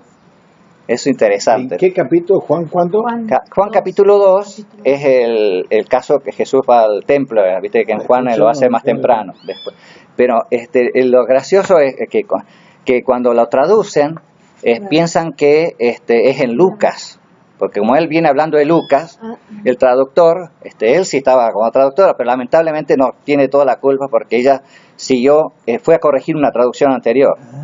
Y entonces, dice, hubiese sido más fácil haber traducido, dice, todo de nuevo porque está tan mal traducido y bueno, y ahí se enganchó. Y a mí me llamó la atención la traducción eso. que está mal está aquí en este libro. En este libro, sí. En las dos ediciones. No, en esta, es la única edición en castellano es esta. Claro. Es que es esta. Pero ahí ya la tengo corregida. No, vos la tenés corregida. No, claro, ahí la corregí porque yo me fui con un profesor de griego y empezamos a buscar en Lucas el texto griego y dice, pero en Lucas no está este texto, me dice. Eso está en Juan, me dice. Juan capítulo 2. Juan capítulo 2. Entonces, todo fue una mala interpretación por no entender de dónde venía la ¿Y cuestión. vos la has corregido mal o esta? Porque yo no lo había leído. No, esa es una... Esta es una traducción tuya. Claro, porque yo uso este texto, la segunda edición. Que ahí ya está bien. No, en inglés está bien. El problema es la traducción al castellano. La traición castellana. Sí, que interpretaron mal a eso. Lo dicen todo al revés. Inclusive... Esta no mía, sino, es decir, en ese caso, correcciones más que nada. Y lo que sí añado ahí son los epílogos. Los epílogos sí los traduje, porque no están en la primera edición. En el tercer capítulo, entonces, Lucas es bien denso, ¿no? El capítulo 2 es bien denso, es para sentarse a masticarlo bien, leyendo el texto bíblico y todo, porque él va dando todos los ejemplos, justamente que ahí es donde termina, dice, nos vienen diciendo que Jesús no habló de esto, y dice, no solo que no habló de esto, sino... Yo quisiera que se detenga un poquito más. Sí, ¿más detalles de eso? Sí, usted quiere detalles. Más detalles, bueno, vamos a entrar. Sí, yo también. Bueno, vamos a los detalles entonces. Bueno, los primeros dos ya se los dije, ¿no? El Magnificat y el Benedicto, que precisamente hablan de eso. Después menciona el hecho de que Juan el Bautista va a decir, y ya también el hacha está puesta a la raíz de los árboles, por tanto todo árbol que no da fruto se corta y se echa al fuego. O sea, esa es la evangelización de Juan el Bautista, con esos términos comienza Juan el Bautista a hablar. Entonces, ya va mostrando elementos de entrada. Los ejemplos que da el capítulo 3 de Lucas, de Juan el Bautista, cuando dice, ¿qué tenemos que hacer para demostrar que nos hemos arrepentido? ¿Qué es? Son totalmente sociales. Es devolverle al que le han robado, no me acuerdo. La extinción de dominio que discutimos ahora para que nos devuelvan lo que nos robaban. Exactamente. O sea, todos ejemplos que lo normal que nosotros hemos hecho el cristianismo, no peques más, no digas más malas palabras, qué sé yo, cosas por el estilo. No, tiene que ver con el otro siempre. Y hemos perdido, nuestra lectura es ciega, lamentablemente, al leer la Biblia. Se nos cierra, hacemos un filtro que lo espiritualizamos todo. Entonces, este autor va mostrando precisamente de todo eso, ¿no? Ni hablar, ya lo mencioné un poquito de pasada, pero el tema de las tentaciones, que son también tentaciones de poder, de lo económico, tiene que ver con eso. Cuando Jesús le contesta mal al apóstol Pedro y le dice, sal de mí, Satanás, es porque le está presentando otra vez la tentación. No es que no se la agarra con Pedro por malo, es simplemente, Pedro, me estás metiendo otra vez. Cuando le dice Pedro, le dice, no, que no te pase ese, o no te acontezca, que él lo quiere salvar de la cruz, ¿no? Sí. Dice, no estás entendiendo qué es lo mío, esta confrontación con el poder. Por eso Jesús en todo su ministerio anda dando vueltas y no va a Jerusalén. Recién va a Jerusalén cuando él ya quiere terminar su ministerio, porque sabe que ahí va a la muerte.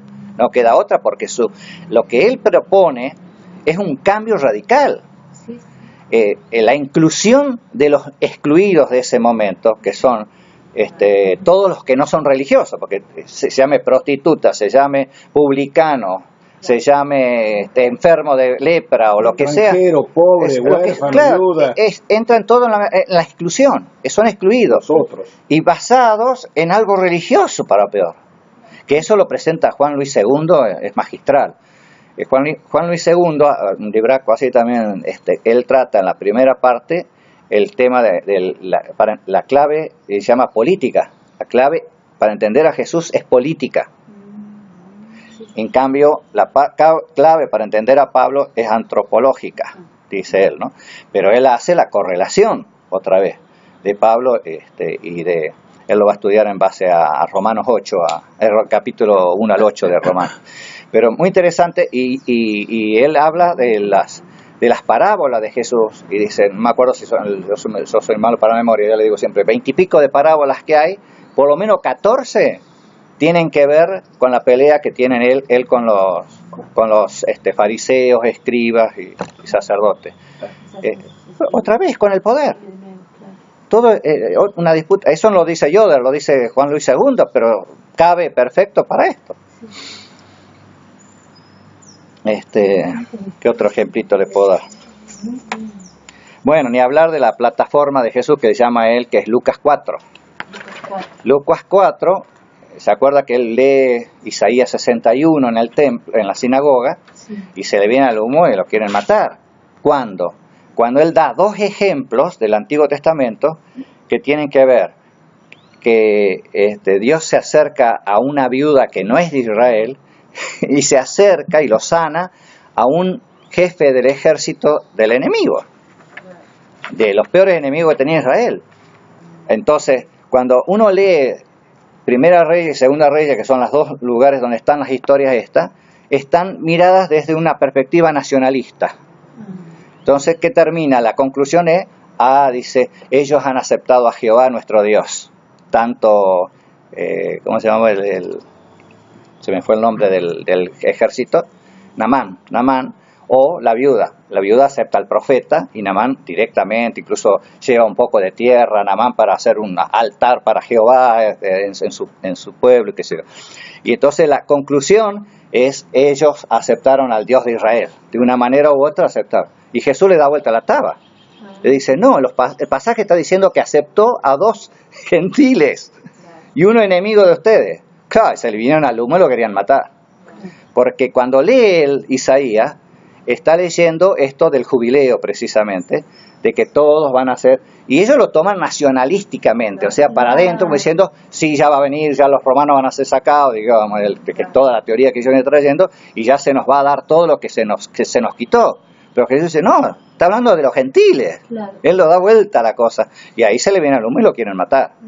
O sea, todo es una cuestión que tiene que ver con la relación pueblo o la relación con los pueblos, ¿no? Claro. Y que es justamente que después va a hacer algunos acercamientos con la mujer samaritana, con la sirio-fenicia y cosas por el estilo, pero... Así como lo lee nuestro amigo Joel. Es una interpretación totalmente... nacionalista. Joel ¿quién es Joel? Feller. Un judío.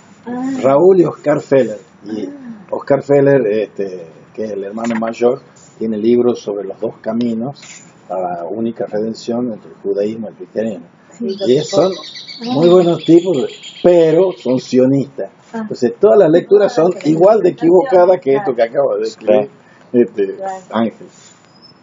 Es muy restringida una lectura. Sí, me parece tan hermoso. Además, como lo expone él. La otra cosa que va ya acercándome un poco más también a lo que después vamos a hablar sobre el tema ya aquí en Lucas capítulo 12 y 14, 15 anteriormente la plataforma y luego después lo que va a suceder es que se va aplicando eso en todos los como se dice, los actos de Jesús, ya sea las curaciones, el milagro el pan del desierto, que es otra vez es decir, el milagro de los panes, tiene que ver con el desierto, que en el Evangelio de Juan está más claro, hace toda una correlación con el maná del desierto y todo, lo hace más Juan, pero tiene que ver justamente con esta cuestión, todo relacionado al pueblo. Y Lucas 12, el costo del discipulado. 12 y 14 también el costo discipulado, exactamente.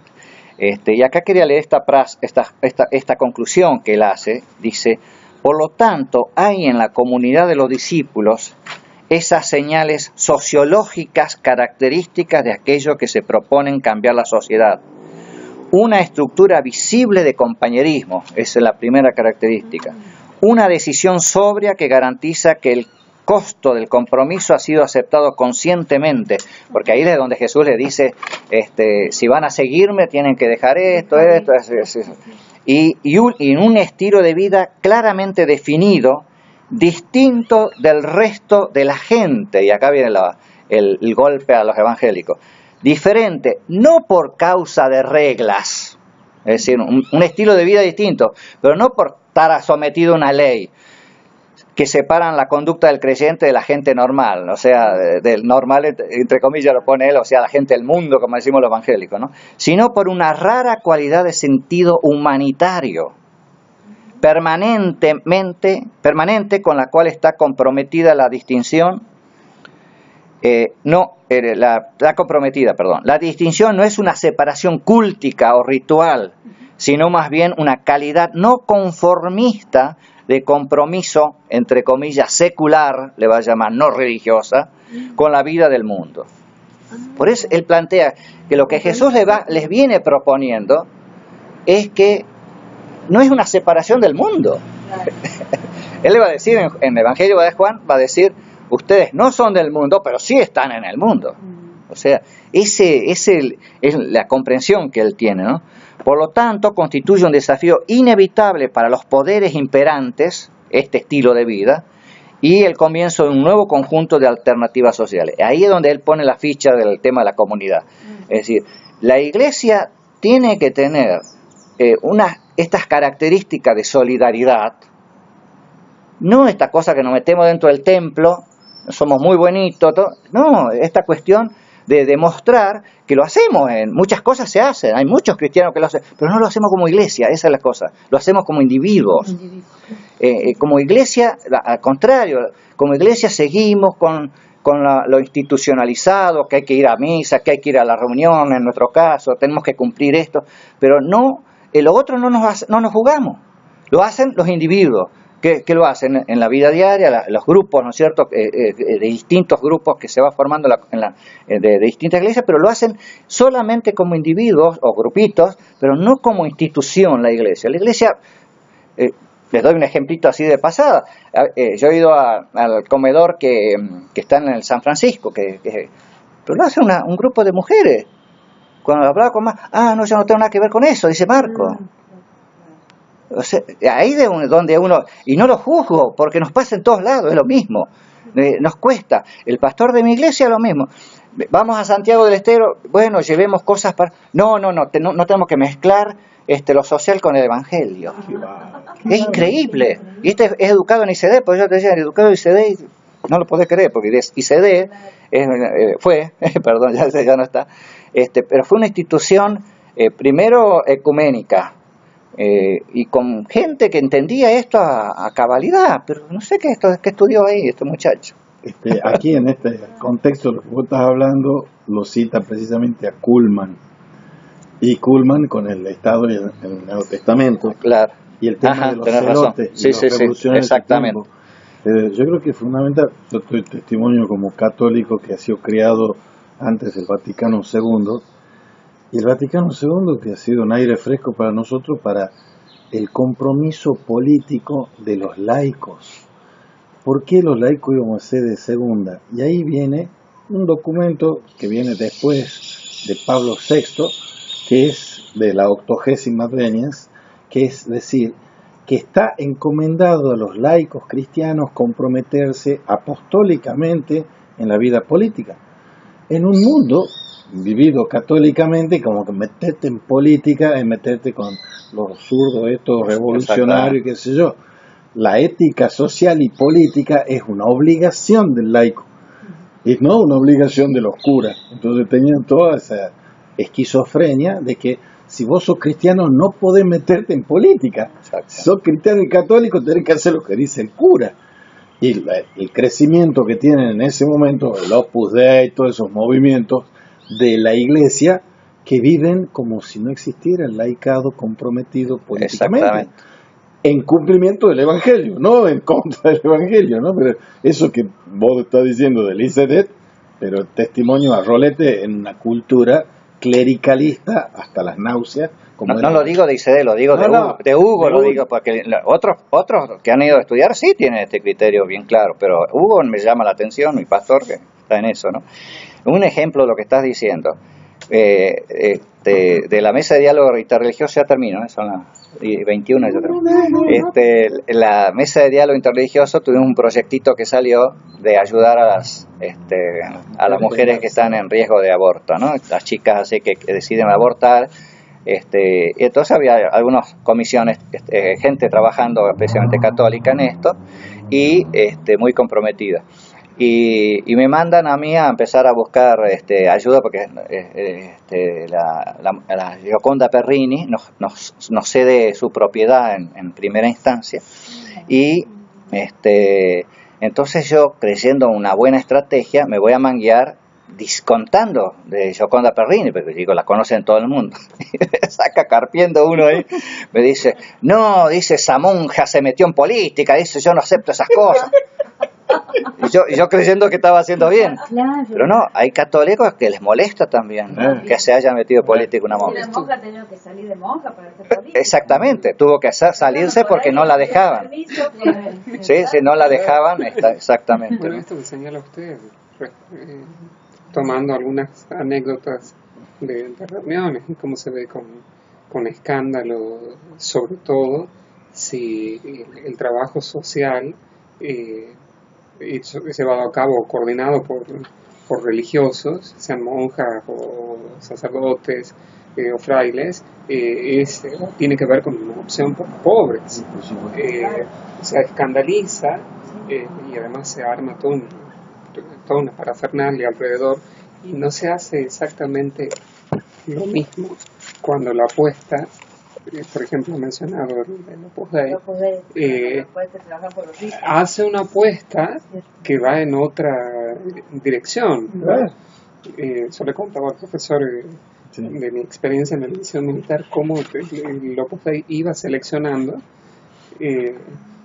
a los liceístas, a algunos, como en mi caso, supongo yo, por mis intereses teológicos o intelectuales, y a otros no precisamente por eso, porque había que arrastrarlos para rezar, por ejemplo, ¿no?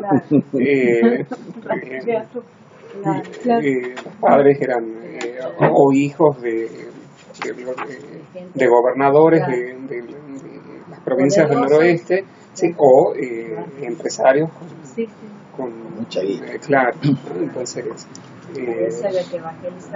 pero nadie se escandalizaba, al contrario, no, ni se armaba ninguna parafernalia alrededor. Bueno, en FATA también decían eso, un colegio para élites. No, pero es que es un dato no menor la relación entre Mamón y Dios en la cuestión de la vida evangélica y en la vida eclesial, porque ¿qué son los del Opus Dei? Eran los templarios como órdenes y milicias del cristianismo, que eran los banqueros en la iglesia.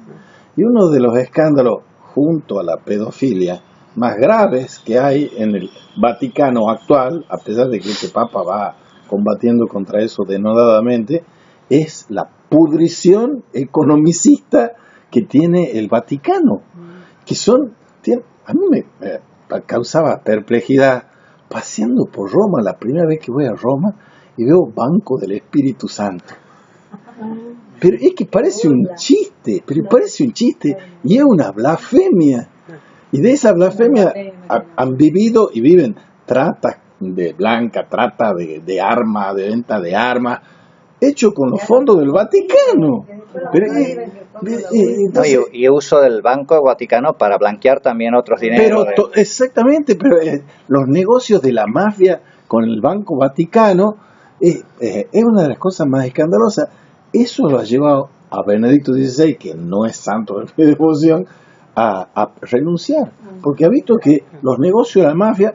Entonces sube el otro, en 2013, el argentino que viene del fin del mundo, y se enfrenta con los primeros que se enfrenta es con los de la mafia, para atacar, nombra una comisión para analizar la cuestión esa, y le arruina un negocio de 50.000 millones de euros anuales a una de las mafias, la más grave, que es la 'Ndrangheta. O sea, son los problemas concretos que son resonancia de estas cosas. Cuando está... Claro, los que Juan Pablo II le dan visto bueno en todo. A los del OPU, a los del Legionario de Cristo, pero y el tema es ese, que el OPU de ahí, bueno, te dicen, ¿y cómo no vamos a ir a evangelizar a los ricos? El asunto no es cómo evangelizar a los ricos, el asunto es atender a la opción preferencial por los pobres, y no los pobres sociológicamente, sino los pobres que son todos los excluidos, los refugiados, los huérfanos, los viudos, los extranjeros, están en el Antiguo Testamento, no hace falta inventarlo en el Nuevo.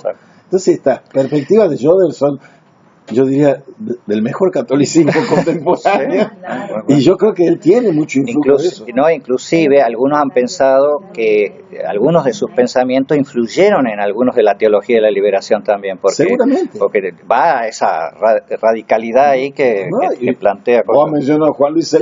Sí. Juan Luis II, un teólogo católico de primer nivel, tiene un libro que se llama Liberación de la Teología, porque él es de la teología de la liberación, pero está viendo una perspectiva crítica. Y hay un gran grupo dentro de la teología de la liberación, Dussel y Assmann y todos ellos, que son de inclinación marxista. Y Juan Luis II va en un sentido contrario, o sentido diferente, digamos. Pero las bases son estas, las bases del compromiso social y político que el Evangelio tiene, el mensaje de Cristo tiene. Bueno, vamos a seguir entonces. Sigamos el sábado entonces. Seguimos el sábado. Hermoso, muchísimas gracias. La verdad que a mí me ha apasionado este hombre, cada vez que lo leo me vuelvo loco. Y además se nota cuando vos lo transmitís esa pasión, ¿no? También apasiona Ángel. Ángel me regaló este libro, y yo cuando he hecho el programa lo he puesto en la bibliografía de este libro. Y ahora cuando llegue este tema le digo, Ángel, ponelo vos. Hay un capítulo que muchas gracias. Hay un capítulo que vamos a ver que él específicamente habla de Lutero, en el sentido de que nosotros somos herederos de Lutero, el protestantismo obviamente, somos herederos de Lutero aunque no querramos serlo. Es decir, en el sentido de que los errores de él o cosas por el estilo uno no quiere seguirlo. Pero dice, eso está metido en la tradición. Y yo insisto, aparte yo digo, por otro lado, cuando doy historia, le digo, nosotros somos herederos de los 16 siglos anteriores también. Por supuesto. No nos podemos decir, no soy católico en la tradición. Es una cosa que el evangélico lo corta, ¿me entiendes? Y no, nosotros tenemos, si Lutero era agustiniano, entonces nos salió de la nada. Y lo que estamos viendo, todo lo que venimos viendo nosotros. ¿No? Pero yo te quería preguntar, lo complementario a eso es, ¿dónde es evangélico y no protestante Joder criticando el casamiento con la cuestión política y estatal del luteranismo? Claro. Es el otro, obviamente. el lado B del asunto. Sí, él lo critica, eso por sí, supuesto. Obviamente. Por eso él es evangélico, por eso digo es evangélico, no protestante. En ese aspecto sí. Entonces, pero a su vez, tampoco es evangélico 100% porque él ve lo católico y lo tiene y lo reconoce y lo cita y como le digo en ese sermones documentos, textos escogidos de la Reforma, tiene que ver con todos esos elementos que lo hemos perdido, que estaban allá en el siglo XVI, que no estaba desgajado del catolicismo, al contrario, están citados, pero reinterpretado, como quiera, otra forma, pero están, y los evangélicos le hemos hecho un corte. No hay corte. Nosotros venimos, en realidad, en las raíces nuestras, vienen reales, vienen, porque nosotros somos misión del imperio, del hemisferio norte, somos misión. Latinoamérica es tanto de Estados Unidos como de Europa. Y somos misión y venimos especialmente de los 3 avivamientos que hubo en Estados Unidos.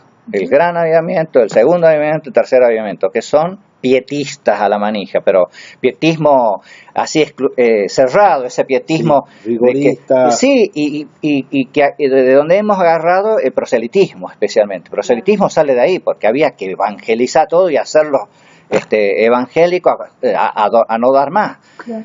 Entonces tuvo algunos beneficios de eso, ¿no? Porque obviamente la espiritualidad algo ayuda, pero nos tragamos un buzón de cosas, y encima se agrega con la doctrina Monroe de Estados Unidos, de creer que Estados Unidos es la salvadora del mundo, y vienen los misioneros con eso. Es decir, mezclado, los apolíticos supuestamente, mezclado con la política norteamericana. Y hay que ubicar el contexto político en el que escribe Yoder esto. Durante la guerra de Vietnam. Ayer hemos dado la película Persona de Berman, que tiene escenificación de un bonzo quemándose en la guerra de Vietnam. Las obras teológicas o filmográficas tienen que ver con el contexto, y él les está diciendo que se salen los norteamericanos a defender como si fuesen benevolentes defensores de la democracia cuando están haciendo la guerra de Vietnam. Entonces dicen, estamos del tomate. Eso lo pongo en esa edición. Sí. Como esa es mi edición, yo lo pongo como prólogo. Claro, eso yo lo he leído ahí. Claro, que esa es una lectura que hace un menonita 30 años después de la primera edición de Yoder, y él pone, dice, yo como elemento voy a poner esto, Yoder lo escribió en tal época, ¿no? Y claro, ahí lo pone. Ese Samuel Escobar es el otro, que también dice otras cosas análogas, que es amigo también de la ELSI, son tipos que están en el contexto de la discusión. Yo he ido a ver al grupo Kairos del que me llevó la ELSI, estaban los tipos esos como Escobar, René Padilla. Apaguemos esto ya.